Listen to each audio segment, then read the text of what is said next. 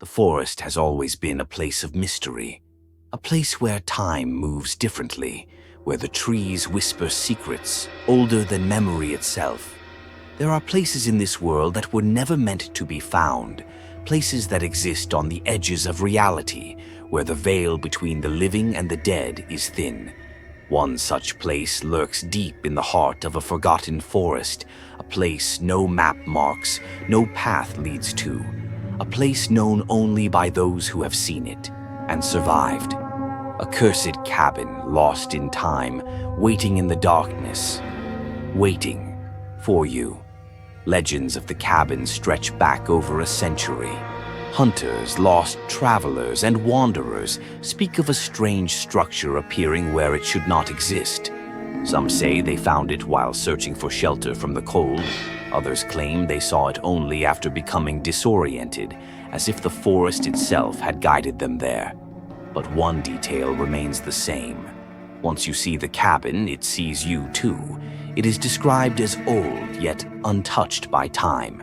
Its wooden frame is warped, its door slightly ajar as if inviting you inside. A single window glares out into the night, like an unblinking eye watching your every move. But the strangest thing, no one can ever find it again. Those who leave and try to return claim the forest shifts, changing its paths, swallowing the cabin whole. The question is, does the cabin disappear? Or does it move? In the autumn of 1971, three friends, David, Sarah, and Mark, set out on a hiking trip deep in the northern forests of England. They were experienced campers, prepared for the wilderness.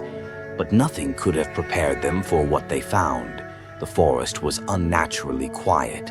No wind, no rustling leaves, no distant sounds of wildlife. Just silence, thick and suffocating.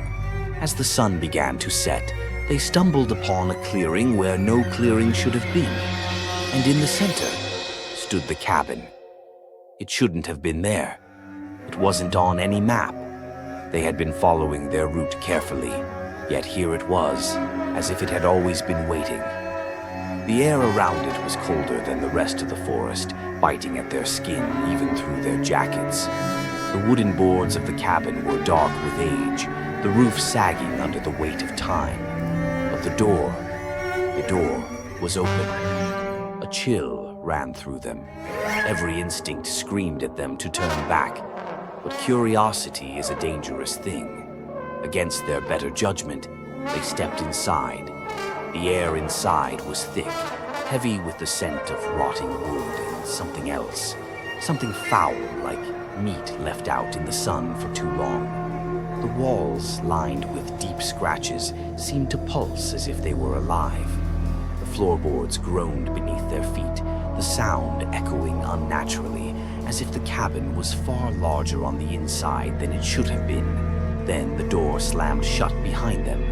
David lunged for the handle, but it wouldn't budge. The door, once ajar, was now fused to the wall, as if it had never existed. Panic set in. Mark shone his flashlight around the room, but the beam barely cut through the suffocating darkness. That's when they heard it. A whisper, soft at first, then another and another, faint, unintelligible, voices speaking in an ancient tongue. The shadows in the corners of the room shifted. A wooden chair in the corner began to rock slowly, though there was no wind.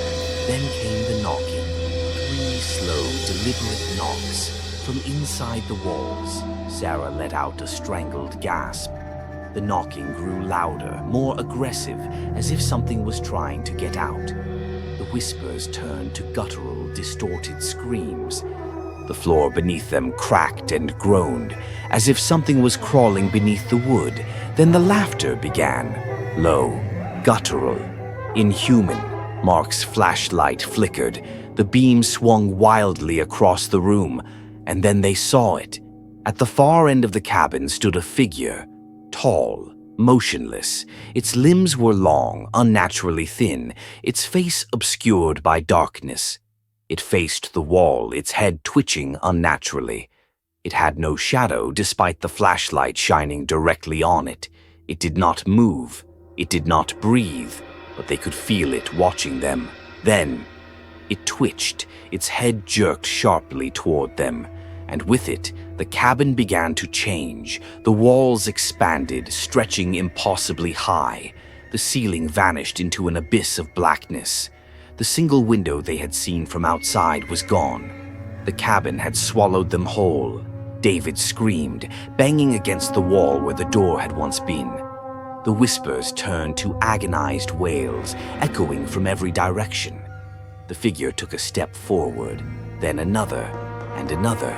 Sarah dropped to the floor, clutching her ears as if trying to block out something only she could hear. Mark yanked David away from the wall, screaming at him to run. Then, the door suddenly reappeared, but beyond it was not the forest. It was only darkness, a void, endless, consuming.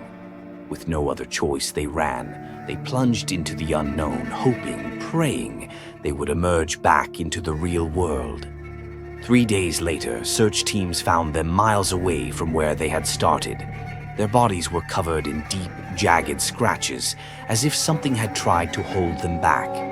They were dehydrated, disoriented, unable to explain how they got there. David was found sitting in the dirt, rocking back and forth, whispering, "It let us go. It let us go." But Sarah was worse. She never spoke again. To this day, she sits in a psychiatric hospital, staring at the walls, muttering the same phrase over and over. It's still watching. The cursed cabin has become a legend. Some say it only appears to those it chooses.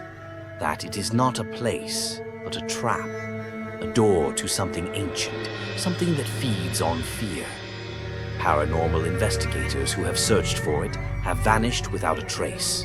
In 1999, one such investigator named Richard Hayes went looking for the cabin.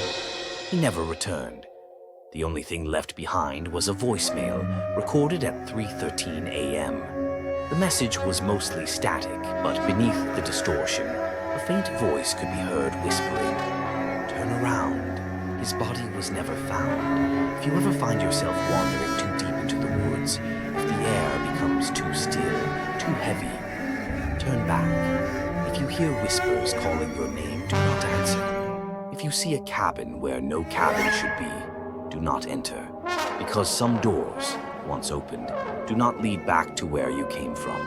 Some places are not meant for the living,